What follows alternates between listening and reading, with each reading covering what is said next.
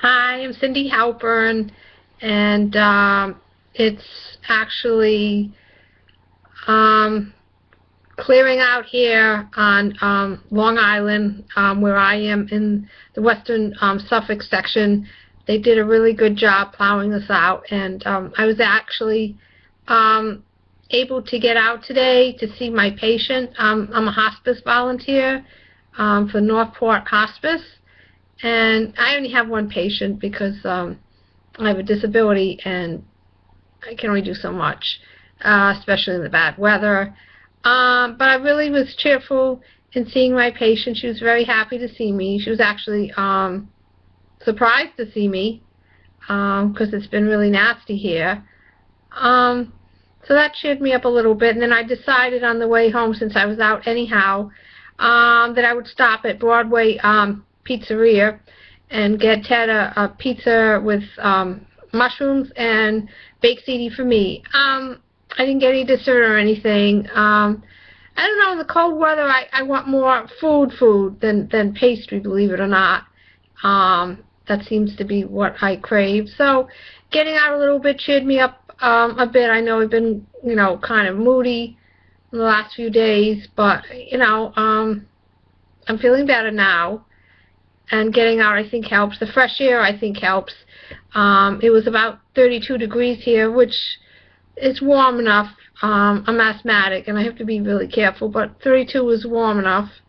And so I was able to do everything I set out to do. And, we'll have to see what the weather's going to be like. It's supposed to get not as bad as it's been, but it's going to be really bad again. So that affects what I can do, affects, non-essential appointments and grocery shopping. I mean, I actually would have gone to the supermarket rather than the pizzeria to get more variety of food, but the parking lots are not my friend. If I take too long to get into the store, that could bring an asthma attack on. Plus, maybe it might be slippery and I might fall. When I was a little girl, I was in the 3rd grade, and my father took me to school. It was really icy, and I fell on the ice, and I ended up having a stitch on the top of my eye. There was no permanent damage, but that was very traumatic for me. So I'm really careful in not falling on the ice. Sometimes accidents happen. In Huntington, tragically, 17-year-old boy got killed in a sledding accident the other day. And then there was an elderly gentleman, he probably had Alzheimer's. He was found frozen to death in his yard. This was both in Suffolk County, where I live. So things can happen unexpectedly, and you have to be careful what you do. I actually mailed my report. You have to do a report when you visit a patient.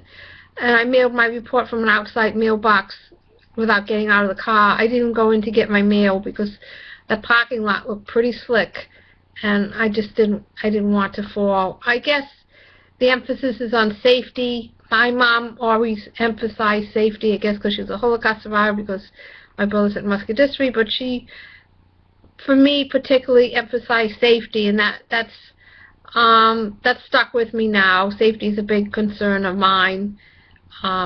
Preoccupation. My daughter can tell you that. As she was growing up, I was preoccupied with her safety. And then the last time I had Scott, my grandson is 8.5 now. He's self-sufficient in putting his own seatbelt on. And so last time I saw him, I got in the car, and he knew what I was going to say. He said, "Nana, I'm going to put my seatbelt on. You don't need to say it, okay?" I said, "Okay, Scott." So my grandson knows me pretty well, that I'm overprotective. Or like when we go bowling together, he'll say, "Okay, Nana, I can put on my own shoes, okay?" I said, "All right, Scott, you put on your own shoes." So he anticipates what I'm going to say, and then he does that. Okay, have a great day.